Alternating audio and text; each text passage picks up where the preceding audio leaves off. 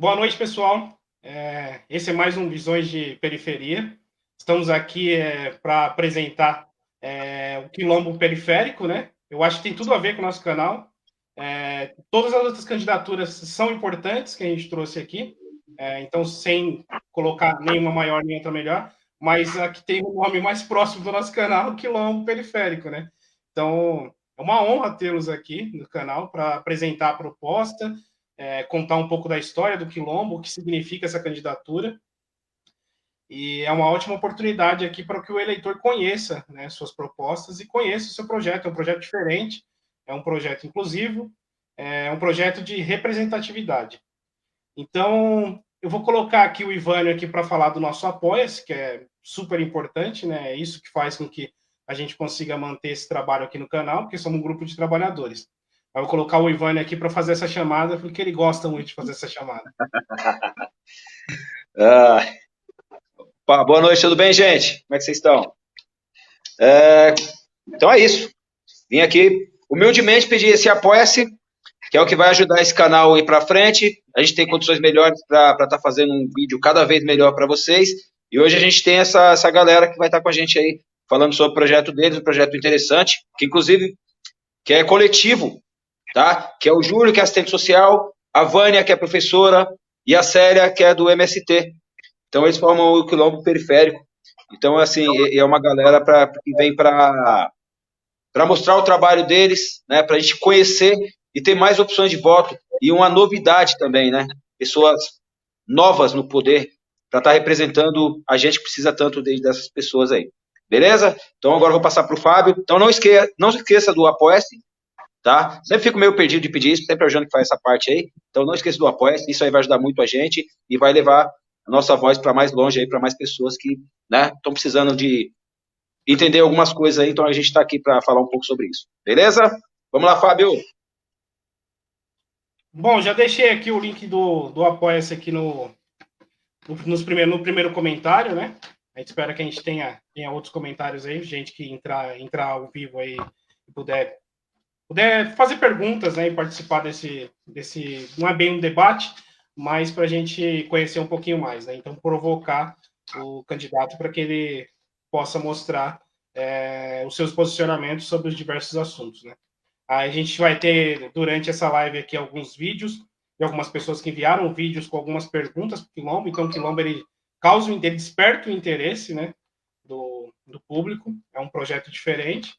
Então, eu acho que é super importante a gente manter esse diálogo aqui. A gente vai só colocar aqui, acho que todo lugar a gente tem propaganda, né? E a gente tem a nossa também, que é, novamente, a gente vai falar aqui do nosso apoio.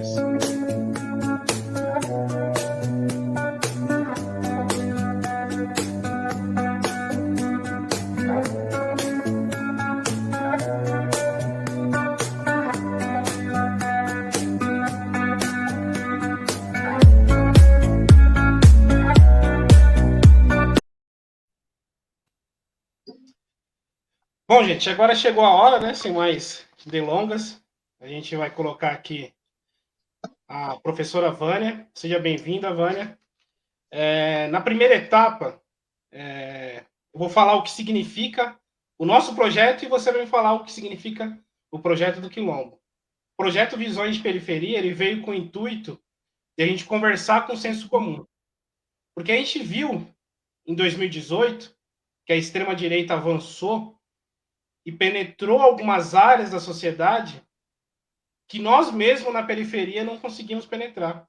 Então, o senso comum virou um lugar muito fértil para a extrema-direita. A gente quer retornar às bases, retornar, continuar subindo os morros, porque a gente veio deles.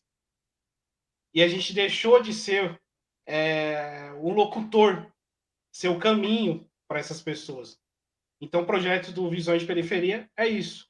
Eu acho que linka muito com o que é o Quilombo Periférico. Mas isso a Vânia vai me dizer. Primeiro, eu queria que você se apresentasse, Vânia, e contasse aí um pouco da sua história, e depois você vai falar do projeto do Quilombo, tá bom? Tudo bem. Boa noite a todas e todes. Eu sou a Vânia Pereira da Silva, sou professora tenho 57 anos, tenho 2 filhos e tenho uma militância na educação, né? Eu sou da base da categoria da educação, então sou uma dirigente sindical pela POSP, que é o Sindicato dos Professores.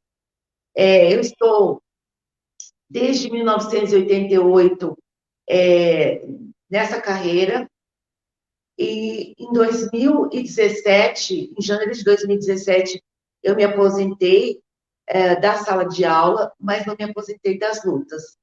Então, eu tenho uma trajetória aí, passei por algumas greves, estamos na base, organizando a base da categoria para não só fazer as pautas da educação, mas também as pautas de reivindicação da categoria. Porque a educação pública de qualidade é um compromisso não só do sindicato, como de toda a sociedade. A sociedade precisa exigir que o poder público dê uma educação boa para os seus filhos, para os filhos do trabalhador. O que não pode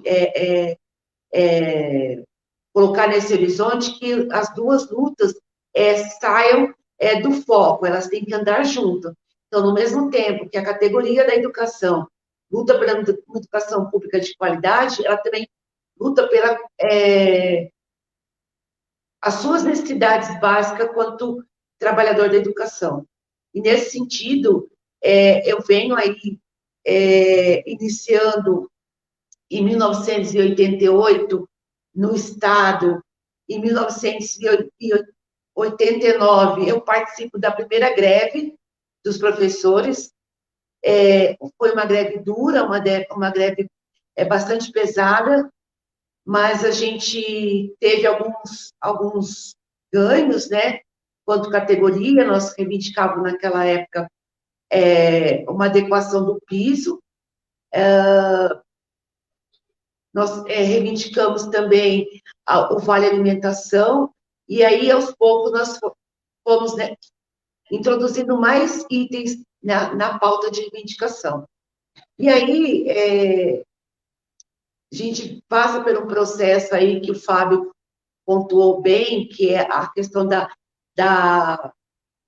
do processo, né, de desmonte que teve nesse período, a partir do golpe de 2016, mas a educação ela vem sofrendo esses golpes anteriores, que é um projeto neoliberal que foi implementado pelo PSDB no Brasil como um todo, e nesse período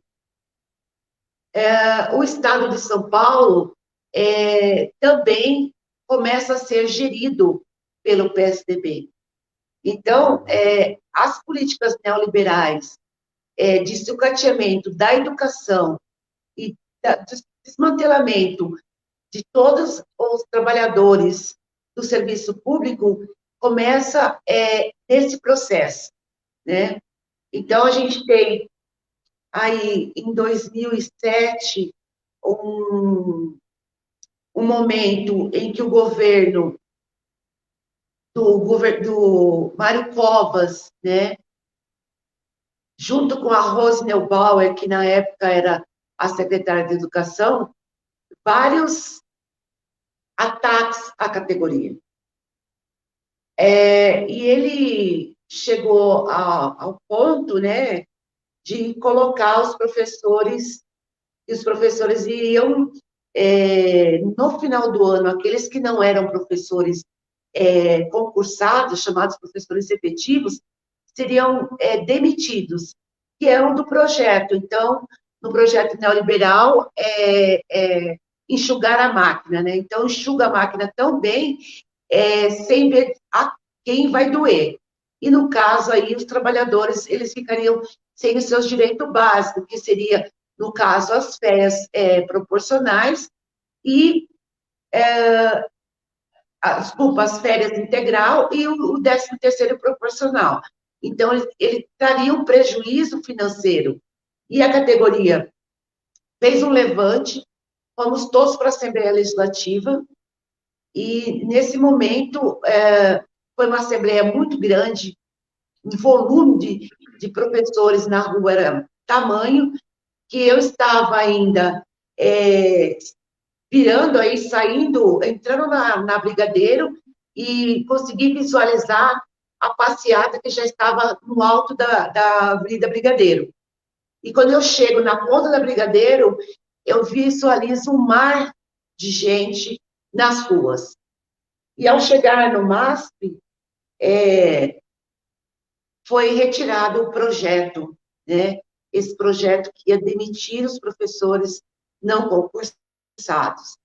E aí ficou bem claro para a gente qual era o nosso poder de mobilização dentro da categoria. O governo que fez? Ele fez uma inversão, né? Ele inventou um projeto e que foi votado pela base do governo, que é a maioria na Assembleia Legislativa, em que fatiou a categoria do professorado em várias letras. E essas letras, elas desqualificam, não tira direitos. Então, você trabalha igual, recebe diferente e tem direitos diferentes. Então, nesse sentido, ele conseguiu fazer com que a categoria se desmobilizasse. E daí, por diante, nós temos passado por um processo de desmonte da categoria por conta de canetadas do governo.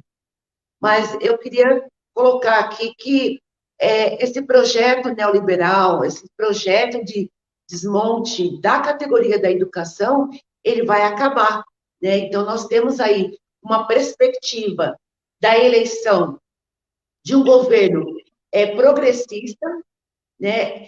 E a gente tem a esperança que esse governo, tanto federal quanto estadual, reveja toda essa política que foi colocada da reforma da Previdência, da reforma administrativa, da reforma do ensino médio, tudo isso que foi ataques direto à classe trabalhadora. Então, nós estamos num processo de retomada do diálogo entre patrões e empregados e estabelecer o diálogo com o sindicato. Isso é muito importante. Boa, Vânia. Eu vou só fazer uma provocação aqui, dentro do que a gente está propondo aqui dentro do roteiro, né? É o seguinte, o Quilombo ele representa nessa mudança? Então, o que o torna vocês um projeto diferente? E que tem uma perspectiva aí de mudança das questões sociais.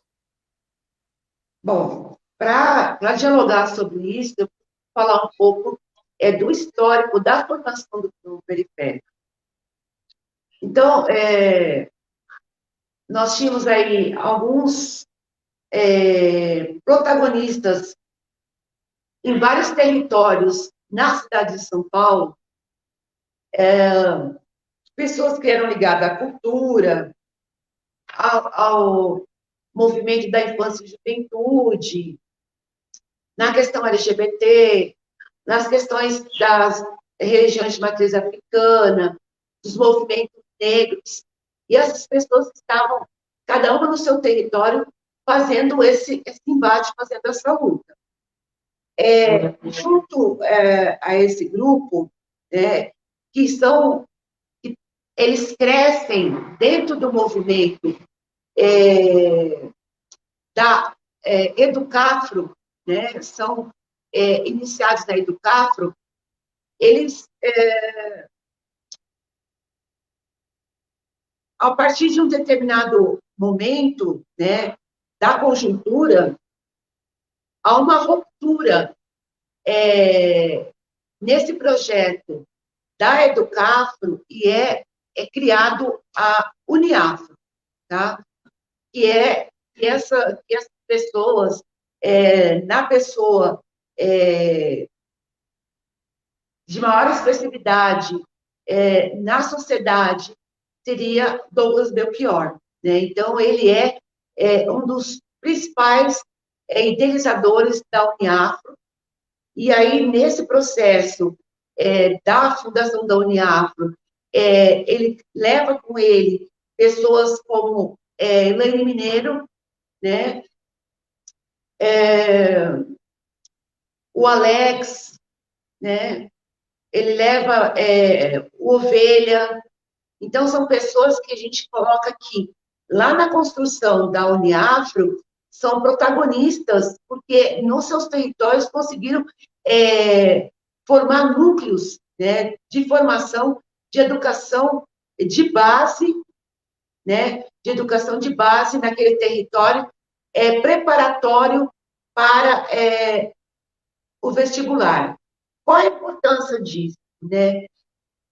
A gente coloca, nós temos um déficit educacional na educação pública e os alunos, né, o povo da periferia não tinha acesso à universidade pública. E esses cursinhos populares abriu um leque de oportunidades. Então, são cursinhos que estão todos gratuitos, há uma seleção, e nessa seleção, a questão de territorialidade, renda, elas estão intimamente ligadas, elas são base para poder ingressar nesses cursinhos populares, e aí vem, depois desse arranjo, né, dessa formação da Uniafro, o fortalecimento dessas políticas educacionais na periferia. Então, o quilombo periférico, ele vem na construção de uma base da educação na periferia e ele começa a se expandir para as questões culturais. Então, a nossa periferia é carente dessa formação, os nossos jovens periféricos não tinham acesso ao ensino superior público, não tinha direito, não tinha acesso à cultura, e o grupo aí se forma, né, nesses corpos pretos, do Júlio, da Elaine, da Débora Dias, do Ovelha, do Eric Ovelha. Nossa, me desculpa, mas agora falhou a memória. A nossa companheira trans, né? Então, eles emprestam o corpo deles para efetivar um projeto de sociedade, um projeto de inclusão da periferia nas políticas públicas. E em 2018, eles começam a dialogar esse projeto. Em 2019, eles efetivam esse projeto, né, e se lançam a candidatos à prefeitura, desculpa, à Câmara Municipal de São Paulo. Então, era um projeto totalmente desacreditado por boa parte dos políticos, né, dos grupos políticos, de uma candidatura preta, periférica, que vinha com uma pauta social, e para grande surpresa da grande massa das pessoas, né, desses políticos, o quilombo é eleito.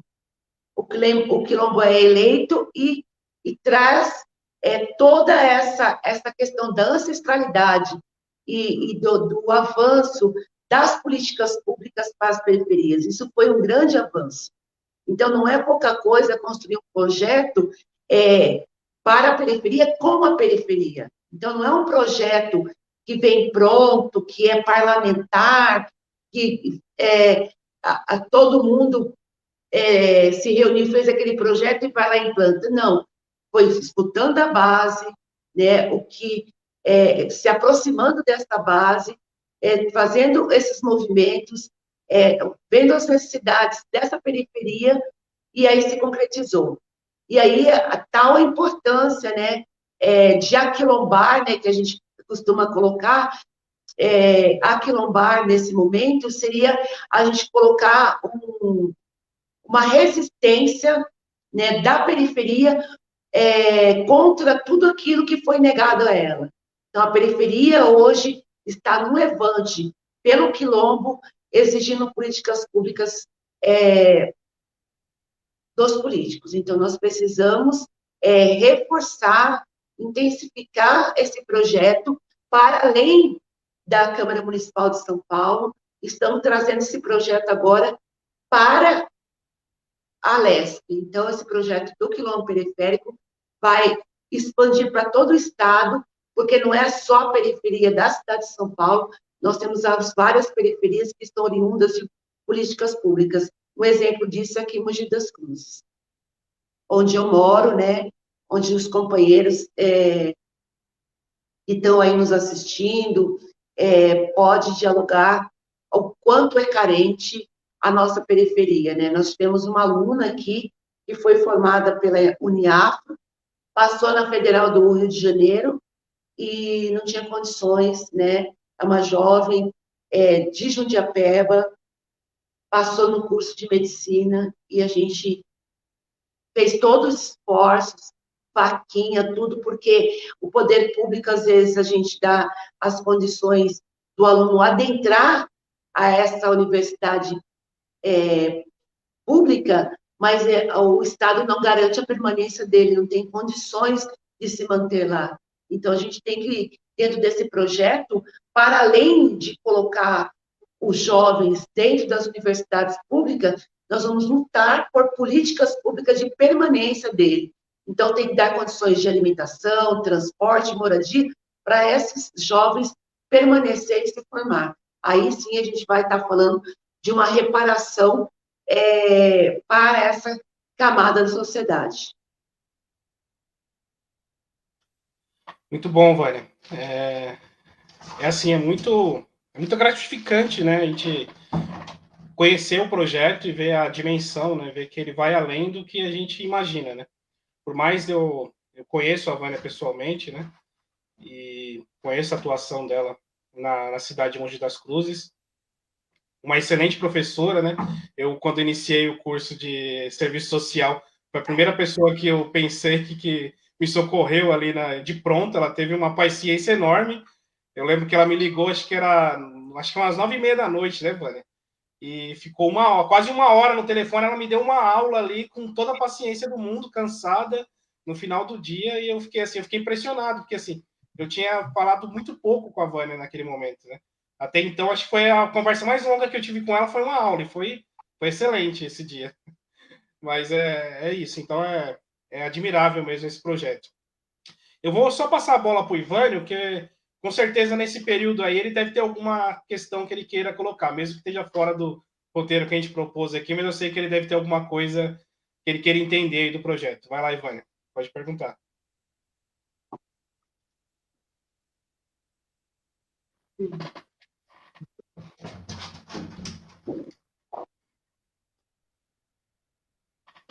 Já não estava aguentando mais aqui. Tive vontade de perguntar alguma coisa, porque estava com a língua, quase engolindo a língua aqui já. Fala, não deixa eu falar. Mas é muito bom ver o projeto. E assim, eu fiquei muito interessado quando o Fábio falou desse projeto coletivo de vocês, e até quem está vendo o vídeo, aí está vendo a Vânia ali e tal, e está vendo lá atrás, Júlio, do Quilombo Periférico e tal, e a numeração deles, a nomenclatura deles política. E de repente pode ser que seja a dúvida que algumas pessoas estão tendo, que foi a dúvida que eu tive e tirei com o Fábio, que é que vocês montaram uma equipe, né?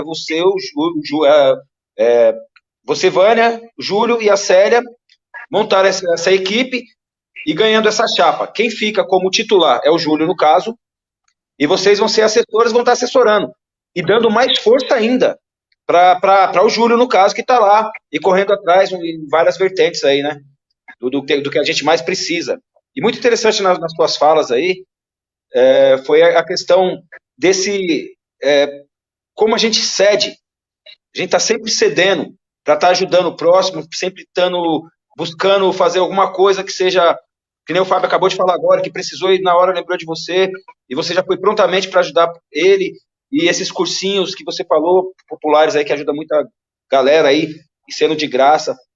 Então, assim, é muito importante, é muito bacana a gente ver que tem pessoas por nós. E existem alguns projetos, por exemplo, como o CEL, sempre gosto de falar para todos que vêm aqui, que eu acho um projeto muito interessante, E assim, eu queria saber de vocês, se vocês, principalmente você como professora, se vocês têm ideia de alguma coisa nesse sentido, de trabalhar, de fazer uma votação nesse sentido, para no caso de um projeto mais, de ampliar um projeto como esse, até mesmo dentro dessa ideia de vocês do quilombo periférico, né? De um projeto seus mesmo na região que vocês vão atuar. Na verdade, vocês são deputados estaduais, então vocês vão atuar em toda São Paulo. E eu acho que é muito necessário por causa dessa discrepância que tem entre, né, as áreas nobres que tem em São Paulo, né, e todas as regiões, principalmente Mogi também, que tem isso, e a gente, eu, por exemplo, que estou na região de Jardim Ângela, que assim é bem precária a educação. Porque assim, quando eu falo precário, não é que os professores que estão lá são ruins, mas não é, que a gente tem uma escola estadual, uma escola municipal aqui, e aí se você for fazer uma faculdade, você já tem que ir lá do outro lado da cidade. Se você for fazer um curso técnico, você já tem que sair lá do outro lado da cidade. E aí depende de transporte, depende de um monte de coisa, que coisas que você disse lá no início do que você estava falando, que são essas questões que a gente depende muito do Estado. E o Estado tira muito isso da gente.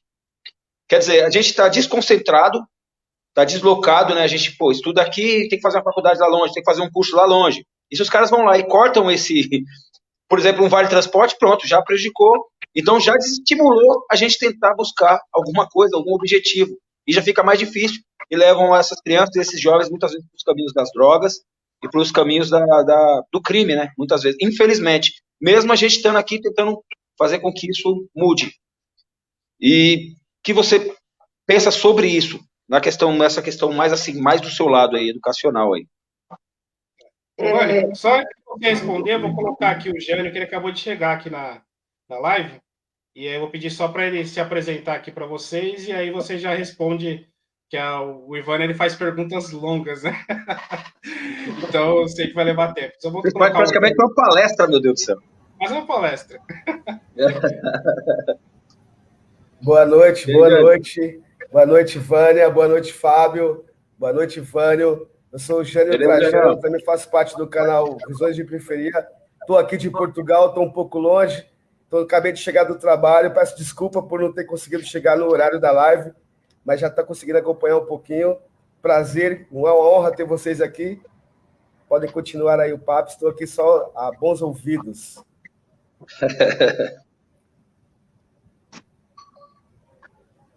Então, boa noite, um prazer, né? Eu sou a professora Vânia, eu já me apresentei, acho que não cabe colocar de novo. Sim, sim. Nós estamos aqui dialogando, batendo um papo muito gostoso, falando com as pessoas que estão nos assistindo aí um pouco do que é o quilombo periférico, quais são as propostas do quilombo, e aí eu vou partir agora para responder as perguntas, né, que foram feitas a respeito do que é ser um mandato coletivo. Então, eu pesquisei, né, esses mandatos coletivos.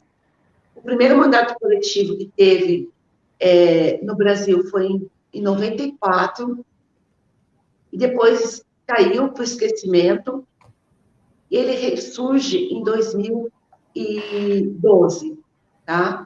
Muito discretamente, ele ressurge, e na eleição de 2020, né, ele veio mais forte.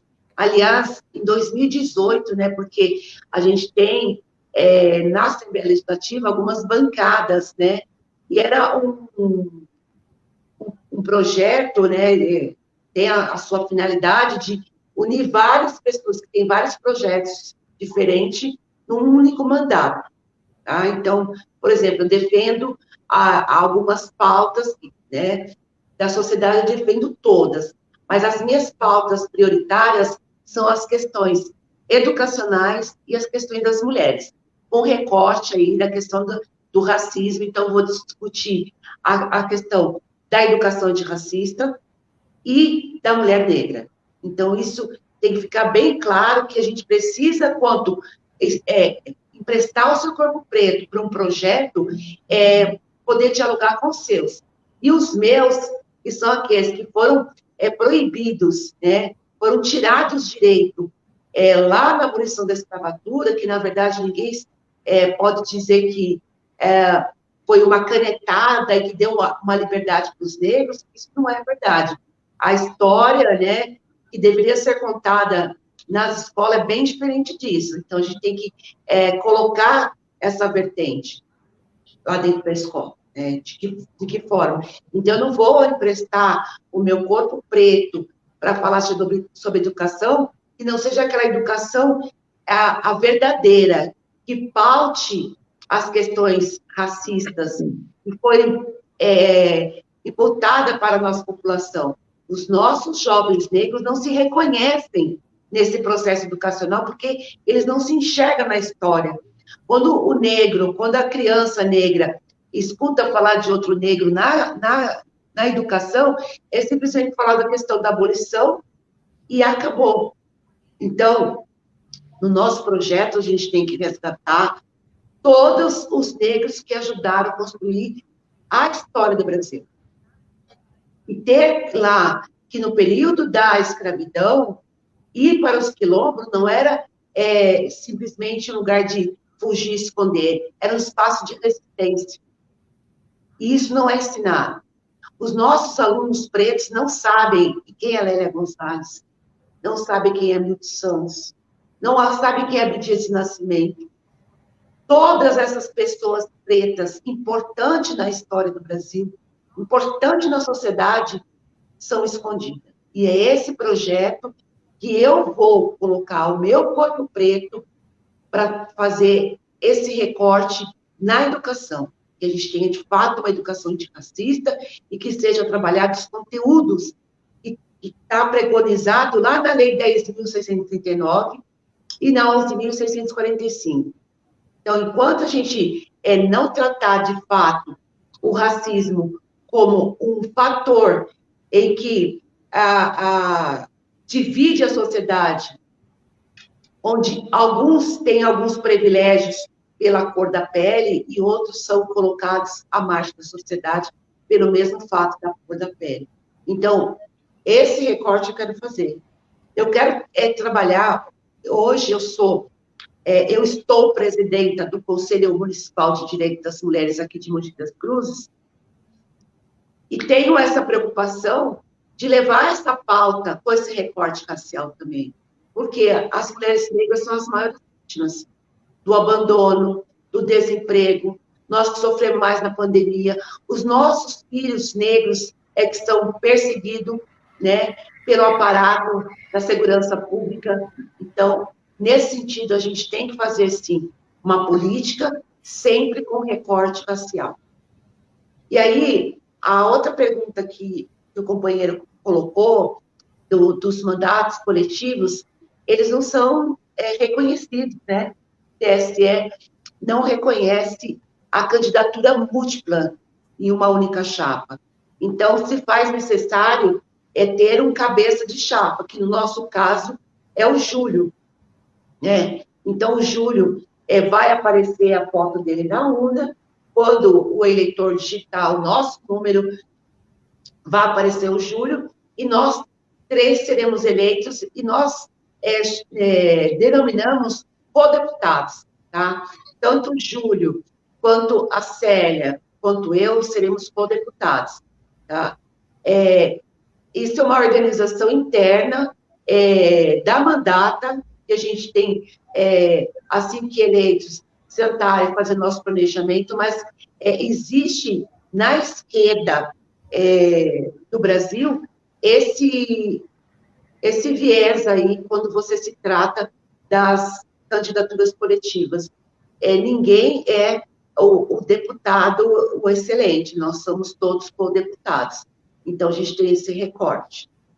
Ah, tá joia. Uma pergunta, eu me esqueci da sua última pergunta. Você poderia repetir para mim, por favor? Não, sim. Em relação aos céus, que eu estava falando que o céu eu acho muito interessante, muito bacana, porque ele agrega uma integralidade total, né, de esportividades, cultura, música, que já entra junto, e aí a escola em si, né? E assim, e esse projeto seu, eu acho muito bacana voltar, né, toda essa história para no geral, para todo mundo poder entender e conviver ainda melhor, ainda harmoniosamente, né? E conhecendo a história de verdade, porque que você falou de emprestar o corpo preto para fazer. Na verdade, é você mostrar para as pessoas a verdade. Não é que você vai colocar nada de saúde, mas foram pessoas que ficaram esquecidas para trás. Então, se isso entrar no contexto até mesmo cultural e de história, da verdade, do que foram os negros e desses pretos que representaram nós lá atrás e representam até hoje por várias pessoas que vieram atrás. Então, eu acho que eu queria saber de você qual o projeto que vocês têm para tentar encaixar isso dentro de sistema educacional hoje. Por exemplo, um céu da vida. Então, respondendo a sua pergunta, cabe a gente pontuar aqui, né, lembrar que o CEL, eles foram construídos e foram um projeto de uma prefeitura, né, na Prefeitura de São Paulo, que é uma prefeitura que foi gerenciada por um partido de esquerda, né? Sim. Então, sim. Esse projeto do CEL, ele é muito importante, porque ele abarca várias coisas no mesmo espaço e dá conta de você ter um jovem lá dentro fazendo múltiplas atividades, além Sim. do seu ensino formal. É diferente, por exemplo, do que o governo do Estado está fazendo agora com as escolas de tempo integral. Então, as escolas PEIs, né, que é a grande vitrine, a grande propaganda do Rodrigo Garcia, né, do projeto do PSDB, que começou lá com o João Dória, e transformar todas as escolas em PEI, elas não têm estrutura. É diferente do CEL, né? Eu me lembro até, anterior às escolas CEL, a minha tia morava lá em São Mateus, e eu gostava muito de ir na casa dela. Minha tia era professora de História e Geografia, minha tia Geni.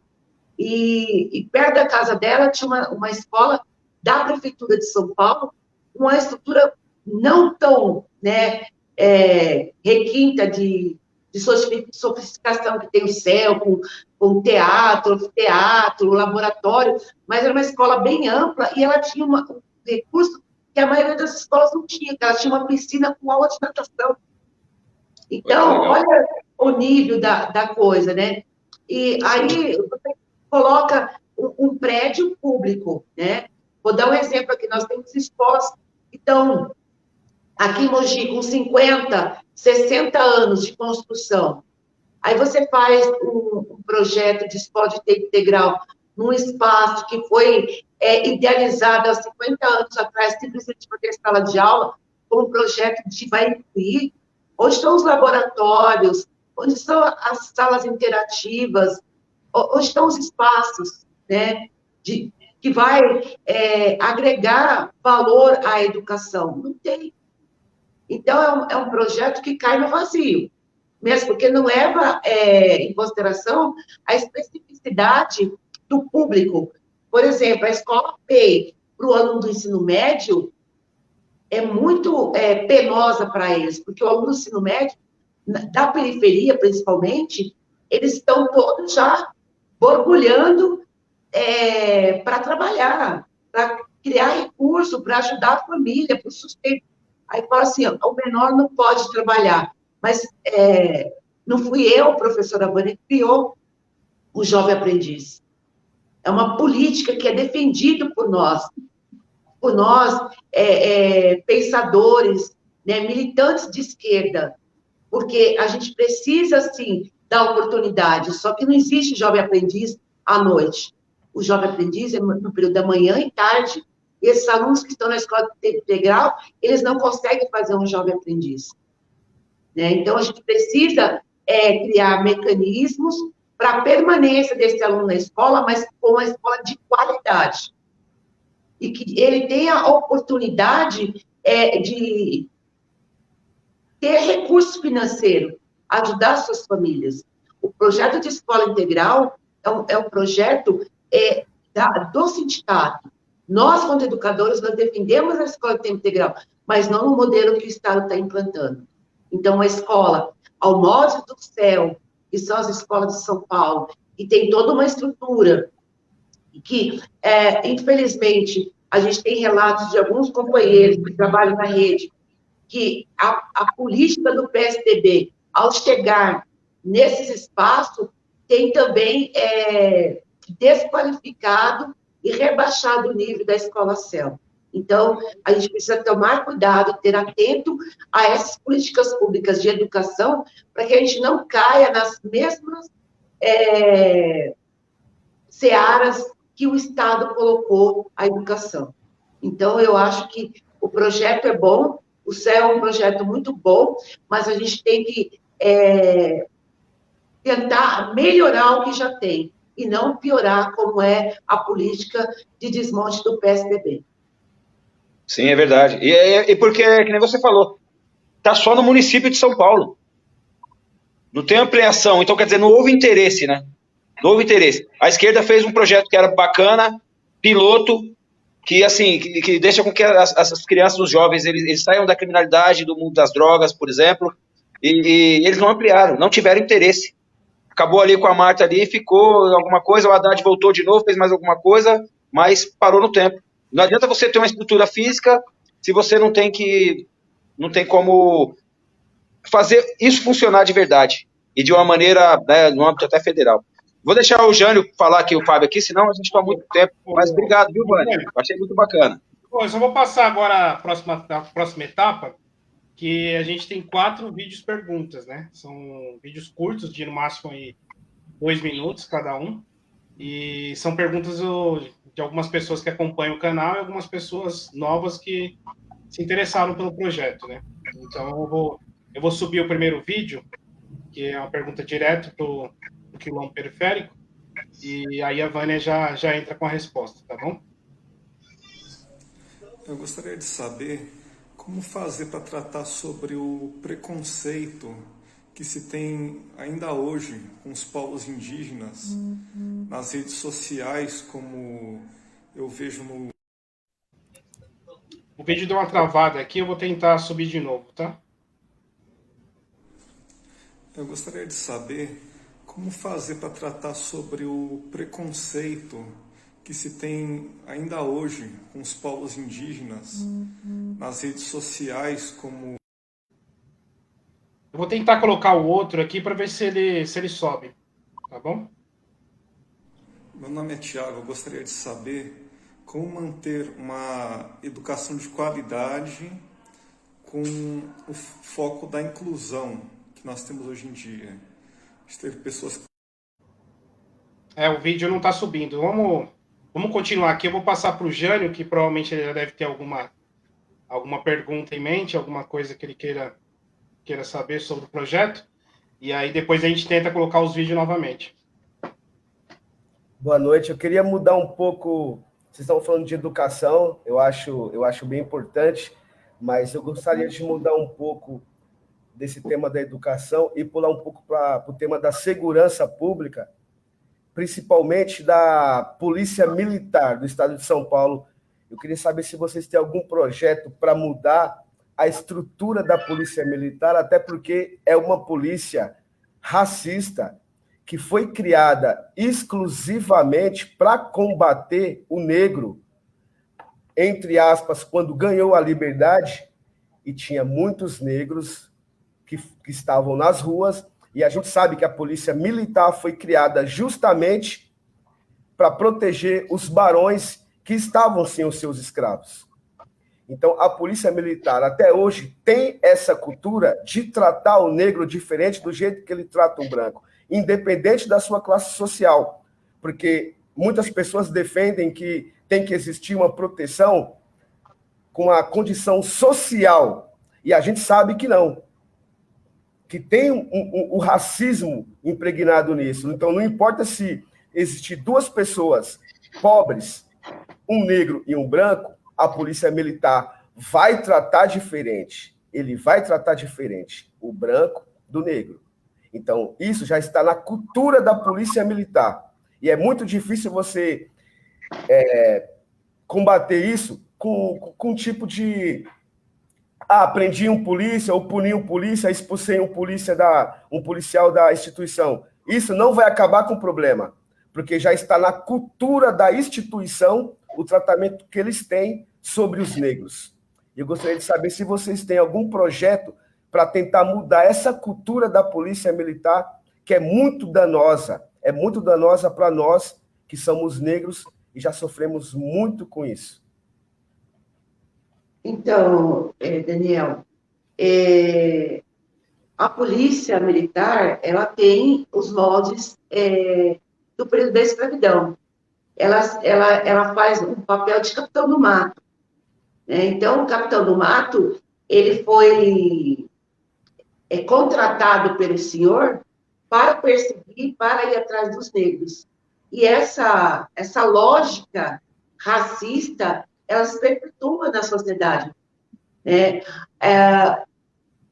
Falar que a polícia está sendo humanizada, como eu vejo falar, alguns discursos, né, do corregedor da polícia, da segurança pública do estado de São Paulo, isso não é verdade. Humanizar a polícia não é simplesmente o fato do policial socorrer uma gestante que está dando luz na rua. Não é retirar uma criança que está dentro de uma vala. É reconhecer o cidadão negro como cidadão e ter respeito por ele. Porque não é pela sua cor que você pode ser julgado, você ser bom ou ruim. E aí, esses enquadros que a polícia dá nos jovens da periferia mostra que perpetua o caso do capitão do mato. Mudar a postura da polícia militar seria uma trajetória, seria um projeto de mudança da sociedade de uma forma geral. A sociedade é racista, ela vê o negro como uma ameaça. Não é só o policial. Vai a duas tiazinhas lourinhas passando do outro lado da rua, quando vê 3, 4 garotos negros, o que eles fazem? Elas se encolhem. As nossas saidinha, né, que os jovens faziam, os seguranças do shopping perseguem eles. Por que não persegue um jovem branco? Até a forma de se colocar, né, na mídia, e a mídia é uma grande responsável também para reforçar esse tipo de racismo, a conotação dos delitos nas diferentes tons de pele. Então, se é um jovem negro pego com uma certa quantidade de maconha, vamos colocar um exemplo, maconha. Então, jovem negro é surpreendido portando, traficando drogas. Quando o mesmo jovem, na mesma idade, na mesma região, é pego e fala assim, adolescente muda. Ele não é mais um jovem negro, é um adolescente. Se ele é branco, ele é adolescente. Se ele é negro, é um jovem negro. E todos eles têm a mesma idade, porque os dois podem ser tratados de forma diferente. Então, mudar a postura da polícia militar vai para além do que nós estamos dizendo aqui. Vai dizer que nós estamos vivendo ainda o racismo estrutural e a sociedade, eu vou dizer para você, como eu tenho dito em várias lives, o problema do racismo não é um problema nosso, que estamos negros. O problema do racismo é do não negro. A desconstrução do racismo está no não negro, de enxergar o negro como um semelhante, de achar que nós temos direito aos mesmos espaços, porque fica muito fácil eu dizer que sou antirracista e na primeira oportunidade que eu tiver, eu contrato a empregada negra, a babá negra, a cozinheira negra, e tem aquilo como, nossa, estou dando uma oportunidade de emprego para essa pessoa. Mas dá, de fato, uma oportunidade para essa pessoa, falar assim, olha, seu horário aqui é só até às 16 horas, que você tem que ir para a sua casa estudar, mudar essa situação. Enquanto essa sociedade tratar os negros desta forma, nem o serviço da Polícia Militar vai ser bem feito. Aliás, ele faz um serviço a serviço da burocracia racista, que é exterminar o jovem da periferia. Então, essa resposta de pronto para você, de como a gente vai estruturar, projetar a polícia, a gente sabe que a polícia que está aí não representa, não dá segurança. A segurança pública no Brasil e no estado de São Paulo é para poucos. Nós que somos negros, somos muitos, nós somos desprovidos de segurança. Muito pelo contrário, nós somos vítima da segurança. Isso aí nós temos que traçar, como eu coloquei aqui no início, o quilombo periférico, ele está dentro da periferia, ele vai e vamos construir esse projeto junto. Então, desmilitarizar a polícia militar é uma das propostas das esquerdas, mas a gente tem o quê de alternativa de segurança pública? Isso é importante também. Jânio, eu vou pedir só para você ler o último comentário aqui, que ele também está relacionado ao tema que você colocou. Ô, Fábio, leia aí que eu não estou conseguindo ver aqui. Está conseguindo abrir aí? Deixa eu abrir aqui. A pergunta é do Tiago da Costa. Quanto ao abuso de poder da polícia, não seria uma boa acrescentar no currículo da educação básica a matéria de noção básica de direito para usar o conhecimento contra o abuso de poder? Essa é a pergunta do Tiago da Costa. Eu concordo plenamente. Mas a gente precisa retomar a educação na formação do ser como um cidadão de fato. Então, eu coloco para você, nesse projeto fascista que foi colocado, foi implementado a partir de 2016, é exatamente para retirar o nível de consciência do adolescente.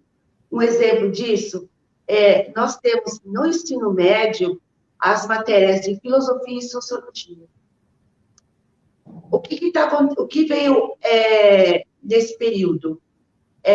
Um projeto de escola, né, sem partido. Aliás, é uma grande balela essa história de escola sem partido. O que eles queriam construir é uma escola de um único partido, né? Que é do partido da opressão, da lavagem cerebral, para o adolescente não pensar. Então, para isso, eles tinham não só que implementar a escola sem partido, que aí você inibiria os professores, que hoje estão bastante perseguidos, professores de sociologia e filosofia, que são as disciplinas que ajudam, né, que levam os alunos a pensar, que mostram os modelos de sociedade que estão colocados aí. Não é um debate de ideologia, é um debate de sociedade, de colocar. Então, faz a comparação lá na Grécia Antiga, no que nós temos hoje. E a retirada dessas disciplinas da grade, ele prejudica na formação de opinião, da formação do cidadão quanto o ser pensante. Então, você não pode, eu, quanto professora educadora, eu acho um crime fazer com que o jovem não pense, com que o jovem não conheça a realidade de sociedade onde ele vive. Então, aí, esse debate de uma educação inclusiva e de qualidade, a gente tem que fazer essa turma pensar e tem que colocar todas essas disciplinas para que eles tenham conhecimento de como é a base da formação da sociedade, o que a democracia lá de Sócrates, lá no passado, e trazer isso para a nossa realidade, para a construção da sociedade. É sempre uma aula te ouvir, viu, Vânia? Com certeza. Excelente. Eu vou tentar aqui colocar mais um vídeo, que eu acho que eu tô com um probleminha na internet, eu tenho que colocar via cabo aqui para a gente conseguir carregar, né? Porque o servidor aqui ele fica meio sobrecarregado quando tá todo mundo. Eu vou tentar subir um vídeo, se eu não conseguir, eu vou passar para outra pergunta do chat. E como a gente está fazendo no último formato que a gente escolheu, a gente pesquisou alguns temas, na verdade, os temas mais procurados na internet quando se fala na questão de políticas públicas, né?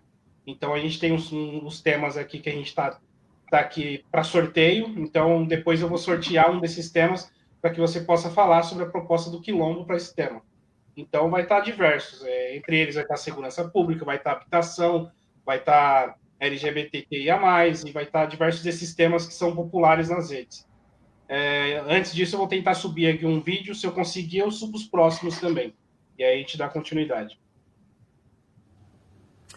Meu nome é Felipe Silva, eu tenho 33 anos.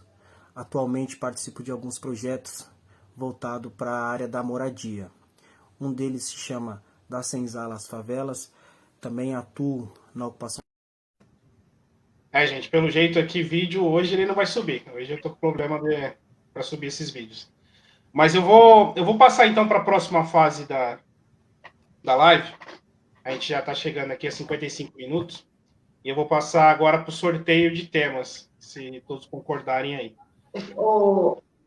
Fábio, eu queria responder aquele vídeo que você começou a subir. Eu entendi um pouco o que ele queria falar a respeito da educação inclusiva. Não sei se você ele mandou dois. Acho que ele coloca aqui até porque ele também está no chat aqui. Ele colocou também da.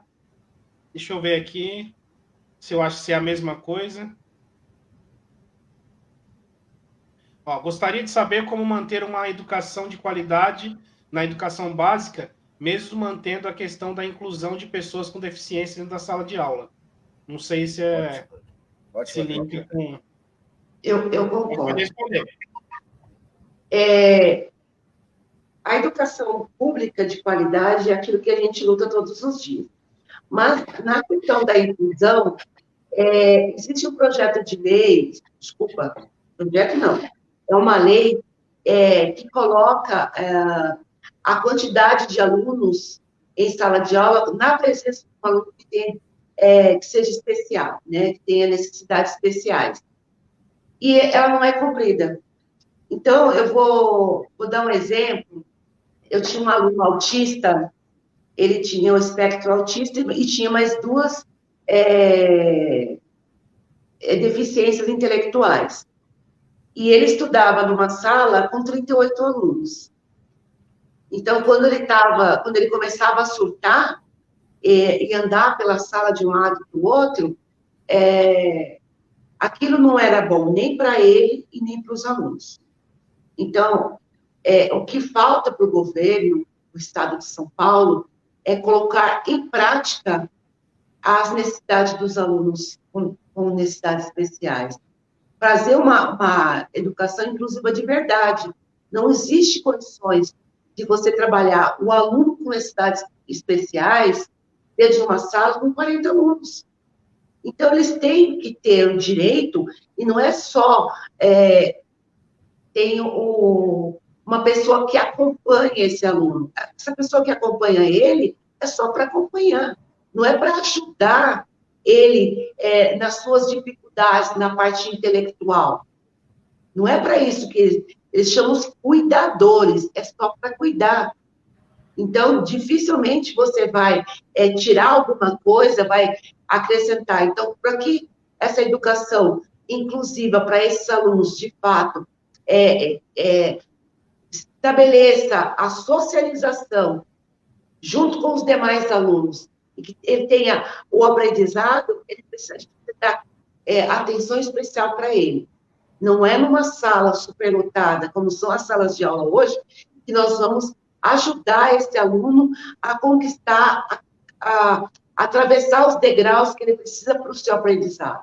Ele tem uma forma, existe uma didática, né, uma pedagogia diferenciada para tratar, para ensinar esses alunos que têm essa necessidade. Então, é de suma importância que a gente trate com respeito todos esses alunos e, de fato, a educação seja inclusiva, né? Porque, na verdade, fica exclusiva, né? Exclusiva para os outros e para ele não, porque nem os professores têm a formação para trabalhar com esses alunos especiais. Diferente das escolas, né, de São Paulo, aqui eu tive a oportunidade de vivenciar com os colegas os vários professor de apoio nas salas quando tem alunos especiais. É diferente. Professor de apoio é diferente de um cuidador. Então, a gente precisa levar a sério as políticas públicas de inclusão na educação para que ambas as partes tenham ganhos educacionais, né? Porque senão é um prejuízo para um que não consegue aprender por suas limitações dos seus transtornos, e o outro não consegue aprender porque a sala está superlotada e a gente tem que mediar um tanto, explica para esse aluno que tem necessidade, um tanto cuida da sala. Então, a gente precisa, de fato, pensar e ter, né, a gente tem aí algumas propostas, como eu disse para vocês, nosso projeto é escrito por várias mãos, e nós tivemos aí diálogo com mães que têm alunos com necessidades especiais, tem espectro autista, e que elas estão colaborando na construção desse projeto para a gente colocar, né, dar um checkmate no governo, e se Deus quiser, nós teremos o ano que vem um governo progressista no estado de São Paulo, que vai respeitar as necessidades dos nossos alunos. Então, essas mães são de grande valia na colaboração, na elaboração dessas políticas de inclusão. Boa, Vânia. Eu vou tentar compartilhar um dos vídeos aqui, eu não vou conseguir subir todos, até por conta do tempo. E o Thiago, ele teve aqui no chat, ele conseguiu tirar as dúvidas, né? Eu vou tentar aqui compartilhar aqui a minha tela, em vez de eu subir aqui através do stream. Então, vou ver se eu consigo aqui.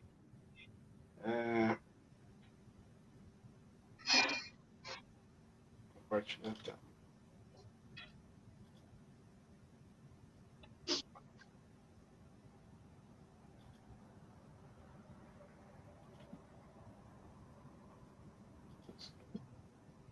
Fábio, hoje acho que os vídeos hoje não quer aparecer, hein? Mas a gente é guerreiro, a gente tenta aqui. Deixa eu ver se eu consigo. Claro. O brasileiro não desiste nunca. Uhum. Boa noite. Mais uma vez aqui. Eu sou a Sandra de Oxum. Sou da nação de Quito, né? Candomblé de Quito, tá? E tenho 54 anos. Tenho 31 anos de santo, né? E eu gostaria de saber qual será o tratamento da candidatura do Quilombo referente à perseguição que sofre as religiões de matrizes africanas nesses últimos anos. Inclusive, aqui em Mogi das Cruzes, houve um caso, tá, de um terreiro ser invadido, quebrarem tudo, tá? Não quebraram somente as coisas da religião, né? Os assentamentos, mas também as coisas da zeladora, da casa dela.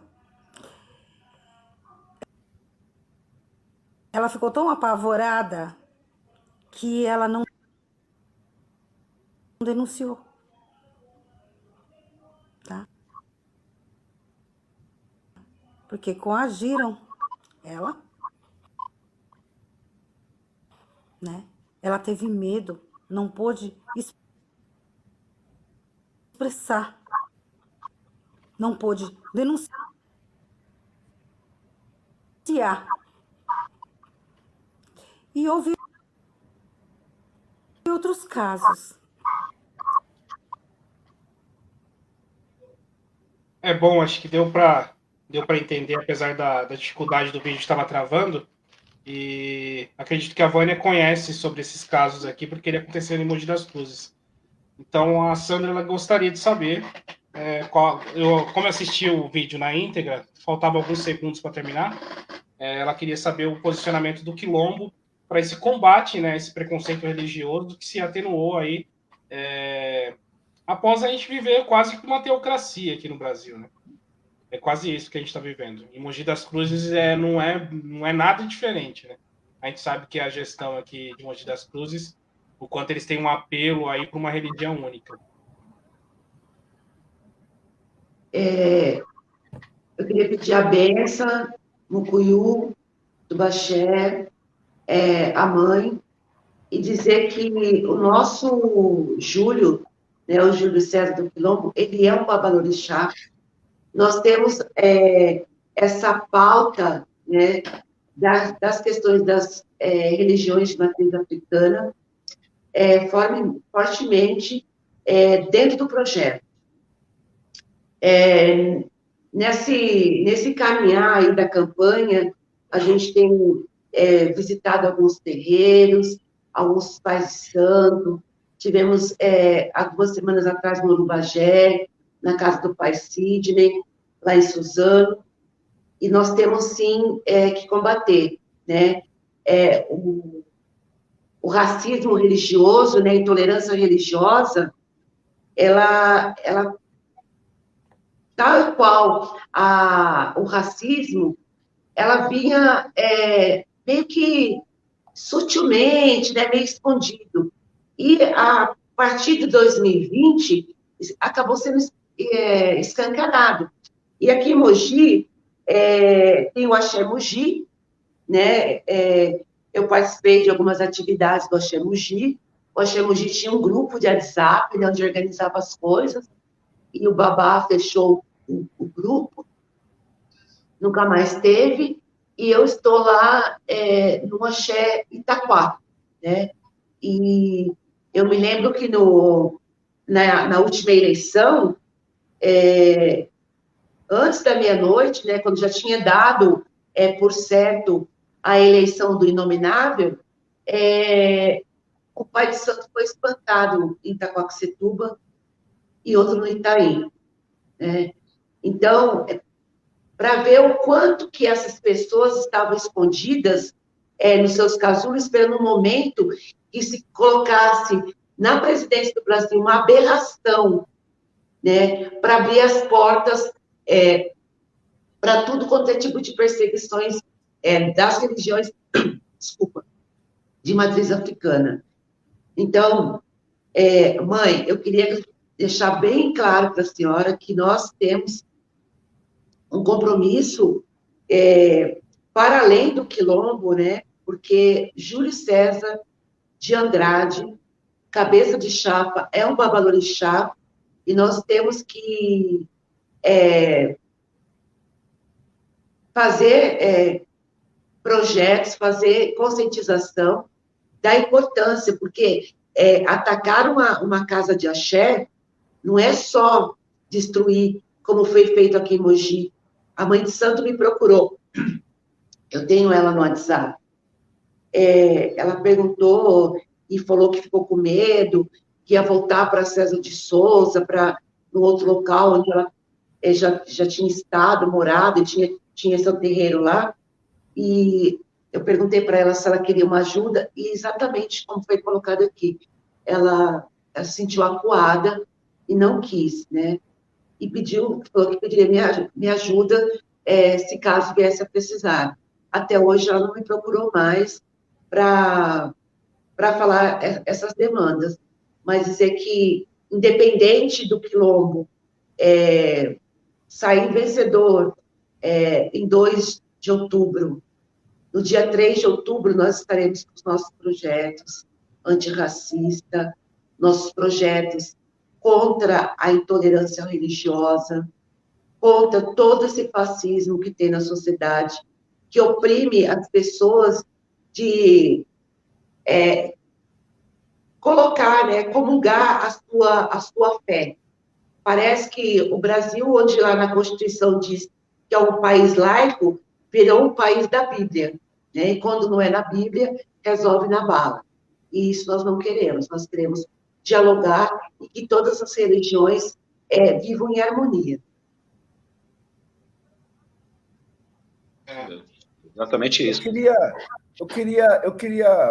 Fábio, queria pedir permissão aqui para emendar essa resposta que a Vânia deu e queria já emendar uma pergunta mais ou menos nesse tema, porque eu acho uma situação bem difícil de se resolver, é a questão da educação religiosa nas escolas, porque a gente sabe que existe muitas religiões, então as pessoas têm a liberdade, quer dizer, pelo menos deveria ter a liberdade de seguir a religião que quer, mas se a criança está numa escola estadual, eu não sei hoje em dia como está essa questão da educação religiosa aí em São Paulo, né? Eu não sei como é que está hoje em dia essa questão, como que acontece nas escolas, mas é muito difícil uma criança ser de uma religião de matriz africana, ou ela ser espírita, e ela chegar na escola e ter uma educação extremamente católica.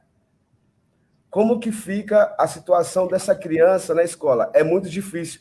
E eu gostaria de saber como que vocês vão, qual o projeto, como que vocês vão conseguir ter uma religião, uma aula de religião na escola, onde vai conseguir abranger todas as religiões. É uma dúvida que eu tenho, eu sei que é uma questão muito difícil, gostaria de saber mais ou menos como que poderia funcionar esse sistema da educação religiosa nas escolas. Esse projeto de educação religiosa na escola ele já caiu, né?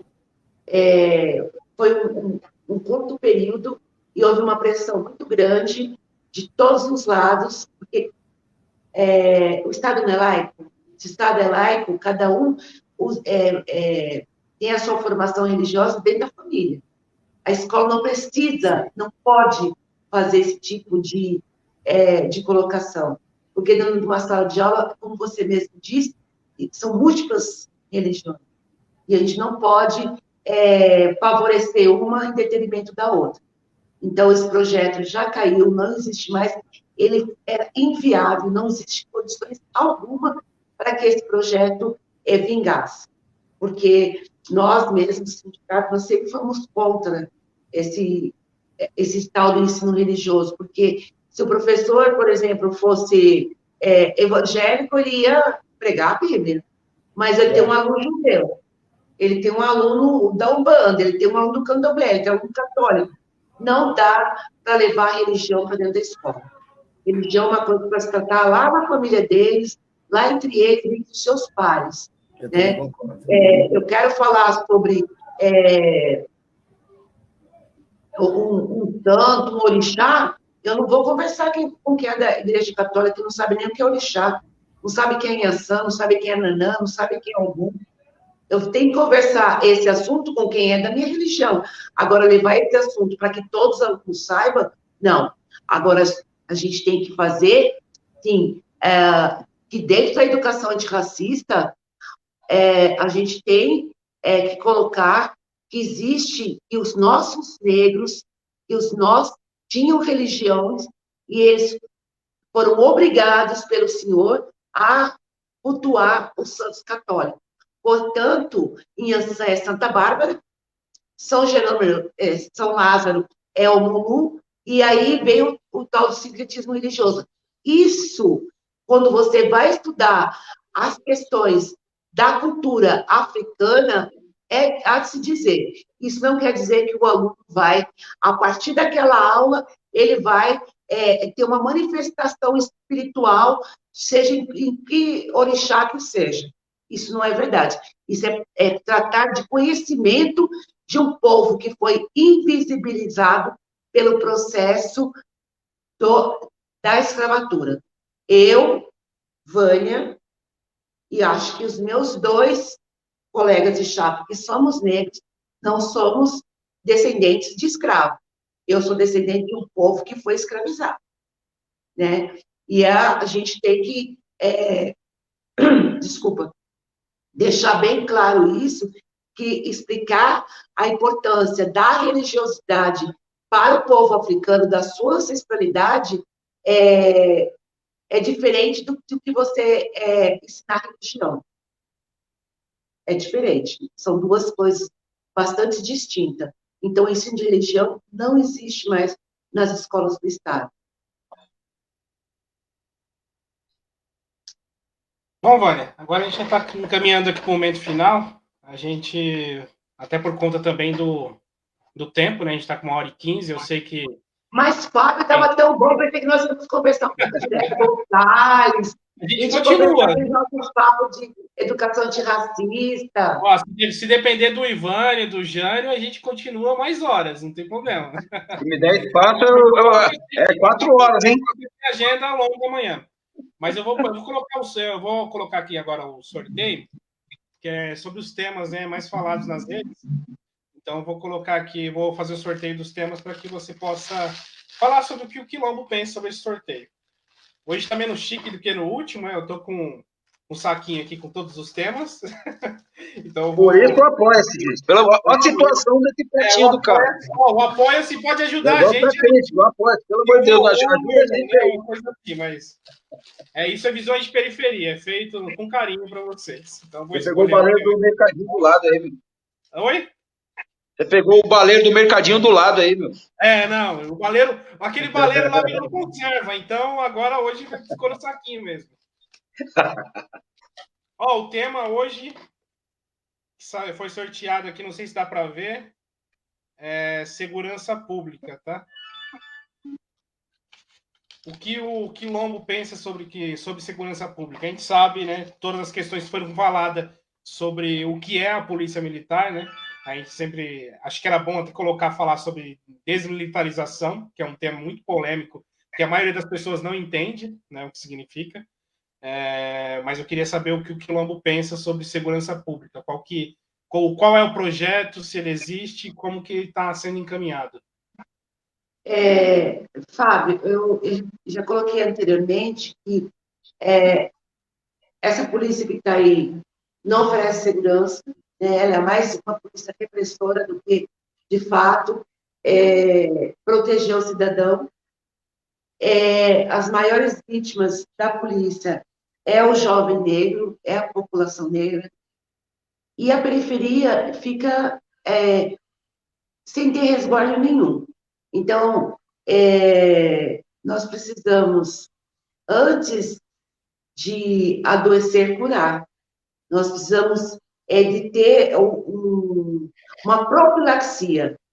E para ter uma profilaxia, para além da segurança, precisa ser colocado algumas políticas públicas, por exemplo, de desenvolvimento da parte de emprego.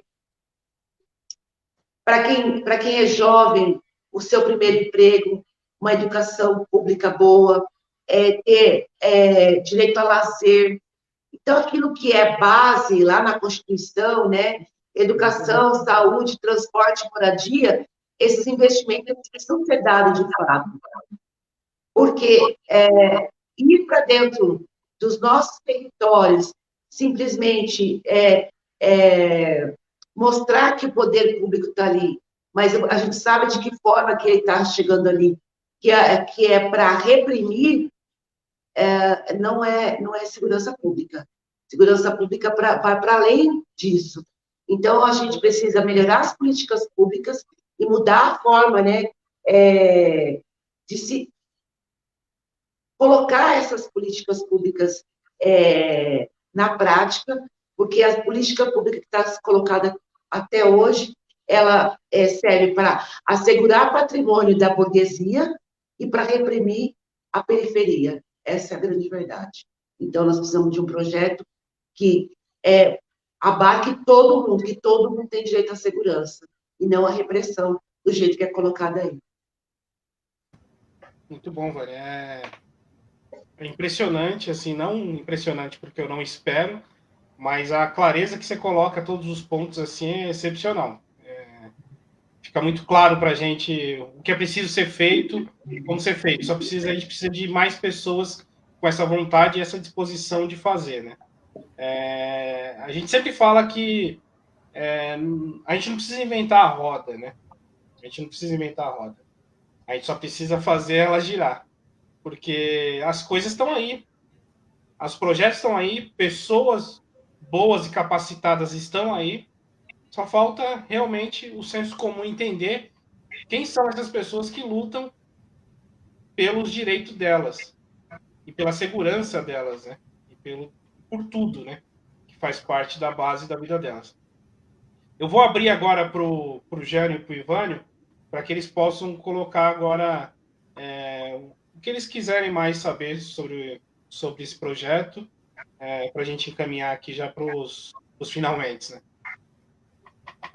Vai lá, Jânio. Depois o Ivânio, que o Ivânio demora mais. O Ivânio deve ser bem rápido, mas pode ficar à vontade, Jânio. Você chegou depois, pode ficar à vontade. Eu estava ouvindo um pouco e eu estava numa dúvida sobre essa candidatura coletiva, mas já foi esclarecido para mim, porque é uma coisa inédita, eu nunca tinha ouvido falar dessa candidatura coletiva, então, para mim, foi uma surpresa boa, porque quando mais pessoas pensam juntas, funcionam melhor. E o povo da periferia precisa ter essa representatividade que a gente não consegue ver. A mídia é muito culpada por isso, porque eles demonstram para a gente, eles dão opções. A gente falou isso numa live da semana passada, que a gente não vê muitos candidatos negros que nos representam. E quando tem esses candidatos, a mídia, ela esconde, ela não divulga, ela não dá espaço. Então, as pessoas acabam sendo obrigadas a votar em quem a mídia empurra, goela abaixo, né? No dizer mais popular, em quem a mídia empurra mesmo. Então, eu sei que é muito difícil vocês conseguirem expandir, divulgar, mostrar para as pessoas que a gente tem voz, que a gente tem pessoas que nos representam, que a gente também pode cobrar, porque é difícil a gente cobrar de um parlamentar, de uma pessoa que está lá, que não sabe da nossa realidade. Ele não sabe o que a gente vive. Então, eu não posso cobrar dele uma coisa que ele não sabe o que é. Então, para a gente, que somos as pessoas que sofrem mais com isso, ter vocês representando a gente é uma felicidade muito boa. É muito importante que a gente vai chegar com mais gana de cobrar, porque a gente sabe que vocês vão dar ouvido e vão saber o que a gente está cobrando. Então, eu queria dar os parabéns por isso, é muito importante, e a gente expandir esse projeto, divulgar esse projeto. Vocês podem contar com o Espaço de Visões de Periferia, que ainda é um canal pequeno, está crescendo, mas a gente se sente honrado de ter vocês participando com a gente aqui e estar divulgando esse projeto. Muito obrigado mesmo. Agora eu passo para o Ivânio. Bom. Foi show, foi o que o Jânio falou. E eu passo dele as minhas palavras também, porque a gente precisa conhecer, porque a gente tem vontades, mas assim, e a gente não consegue ver essas pessoas, e essas pessoas existem, mas não é colocado para nós, né? Por exemplo, igual está acontecendo dessa questão aí do Lula, Bolsonaro e tal, e aí os caras vieram com a terceira via. O Ciro está em terceiro, mas está colocando que a terceira via é a Tebet, sabe? É quem eles querem. Pelo certo, a terceira via tem que ser, digamos que o Ciro. Está ali já. Mas, então, é que eles querem. E aí você vê... E aí as nossas representatividades não vê. Porque existem. Só que não chega para nós. Então, esse aqui é um modo da gente fazer com que as pessoas vejam que existem pessoas que estão lutando pelo que a gente acredita, né? E só não é vista. Só não é colocada na mídia. Então, e assim, para terminar, professora Vânia, um assunto que ficou para trás, você discorreu sobre vários, que foram todos interessantes, sobre a questão da moradia, que inclusive o menino estava começando a perguntar, que eu esqueci o nome do rapaz agora aqui, ele começou a perguntar sobre, eu queria que você discorresse um pouquinho sobre a questão de moradia nesse projeto de vocês, por gentileza. Então, amanhã a gente tem um café da manhã, né? com os moradores aqui, o Fábio conhece, né, da Vila São Francisco. Eles estão ocupando uma área e eu vou dar um exemplo de Mogi das Cruzes, que deve ser um exemplo de várias outras cidades pelo Estado. Não existe uma política pública de moradia. Tem um déficit enorme de moradia na cidade, nas periferias. Então, a gente quer dialogar e, para além disso, provocar o poder público para que esses espaços ociosos que tem, que são espaços públicos, terras do Estado, da Prefeitura, da União, que sejam construídas moradias a baixo custo para a classe trabalhadora. Nós não estamos pedindo muito. Isso é constitucional. No primeiro parágrafo, todo cidadão tem direito a moradia, educação, saúde. Então, não estão pedindo favor. Nós estamos fazendo com que o poder público cumpra a sua parte e dê moradia para esse povo. Não pode jogar as pessoas por todos os lados da cidade e depois ir o poder público lá querer retirar essas pessoas, como o Fábio bem sabe, que nós fizemos movimentos na porta da Prefeitura de Mogi, na Praça da Marisa, no Largo do Rosário, em defesa da moradia dessas pessoas que moram na Vila São Francisco. Eles não invadiram, eles ocuparam uma área ociosa, e eles têm todo o nosso apoio, porque a política pública de moradia na nossa cidade é zero. Então, não vem agora o senhor prefeito dizer que está fazendo moradia na cidade, que é uma forma de desmobilizar essas pessoas que estão organizadas ali na ocupação. Então, a gente só vai redar pé, só vai deixar de dar apoio para essas pessoas no momento que cada uma tenha dentro da sua própria casa, quando elas estiverem todas abrigadas. Enquanto tiver um mogiano, um paulistano, um brasileiro sem moradia, sem casa, sem teto, nós vamos brigar para isso. É um dever do poder público dar essa moradia. E essa questão do déficit que você falou foi bem interessante, porque a gente pode... projetos que tinham CDHU e Coab, já você não vê mais. Agora veio com esse negócio agora da Casa Verde e Amarela, que abrange quem? Essa quantidade desse déficit habitacional está absurdo. E abrange quem, então? A gente não pode... Se você vai construir uma área, como eu estou passando por isso, área de mananciais, não pode. E qual a minha outra opção? Não tenho. Eu não tenho dinheiro. Eu não tenho condições financeiras, como quase todos nós, pobres. Então, o que a gente faz? Então, é muito complicado isso. Isso aí pontuou bem. Obrigado mais uma vez aí. Foi show de bola, tudo. E se você quiser discorrer em relação a isso também, dessa questão também, que tem as questões ambientais também. Infelizmente, existe realmente isso. Não, eu só queria dizer que se é um desafio construir políticas públicas para a sociedade, para as periferias, nós vamos provar, estando no parlamento, que isso é possível. Que a periferia tem voz, e nós vamos dar direito a eles de estar construindo junto uma sociedade onde todos estejam incluídos. Né? A periferia vai ter voz. E é nesse projeto que eu acredito, e por acreditar nele, é que eu estou como candidato. Porque se eu não acreditasse no projeto, é porque fica muito fácil, né? Cada um entrar nas suas casas, fechar a sua porta, e dizer, eu não faço parte disso. O Fábio sabe que aqui em Mogi, todo início de janeiro, é uma briga, uma passeata, porque vão aumentar o preço do ônibus, a passagem, e nós vamos para a rua. Teve problemas na Santa Casa, no SUS, nós vamos para a rua. Eu não preciso viver, fazer o uso do aparelho para defender. É a mesma coisa a pessoa falar assim, eu não sou gay, não vou defender, não tenho nada a ver com esses problemas de homofobia. Tem sim, todos nós temos responsabilidade como cidadão. E temos que respeitar as diversidades. Eu fico muito pé da vida quando vejo esse discursinho, que a gente sabe que é um discurso homofóbico, esse discurso de racista. Eu não sou racista, eu tenho até um amigo preto. Eu tenho até um amigo preto, o que quer dizer isso? O que quer dizer isso? Então, a gente tem compromisso e responsabilidade social. E no discurso a gente tem que perceber o quanto a gente, quando fala, a gente se coloca em alguns lugares de privilégio, e privilégio esse que a gente não existe. Eu não posso ser maior do que o meu igual que está lá embaixo.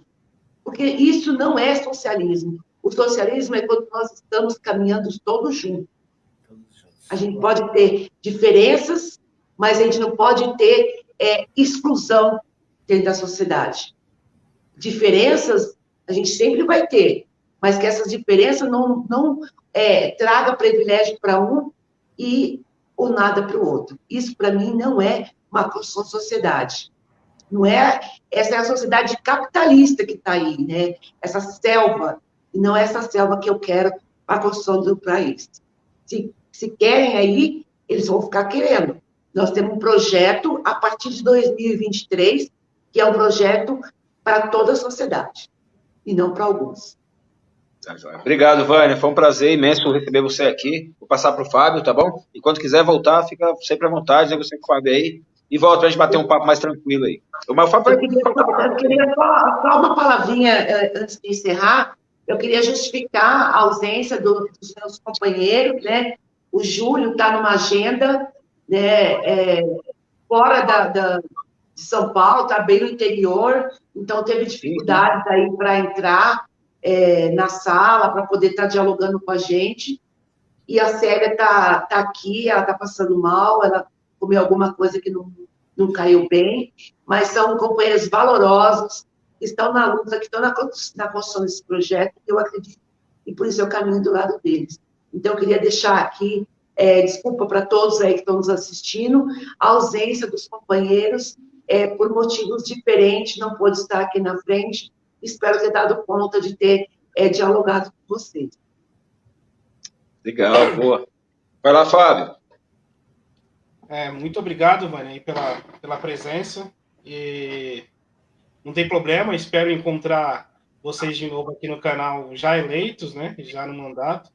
E vão continuar sendo bem-vindos aqui nesse espaço, né? Como eu falei no começo aqui da live, esse espaço aqui ele foi construído para que a gente pudesse conversar com o senso comum. A gente tem essa preocupação, né, que a gente vê que a esquerda, mesmo dentro da esquerda, ainda há um pouquinho de elitismo dentro da própria esquerda. A esquerda também precisa rever e ter representatividade de verdade dentro das periferias e dentro de todas as etnias, né? E então a gente fica muito gratificado de ver esse projeto de vocês. Eu acho que a gente ficaria aqui mais horas falando, mas pelo nível de preocupação aqui com a agenda que eu sei que vocês têm de campanha, que é muito extensa, é muito cansativo, então em respeito a esse cansaço que gera a campanha, é que a gente está encerrando hoje Visões de Periferia, tá bom? Esse foi mais um Visões de Periferia e boa sorte aí pro Quilombo Periférico. Obrigada.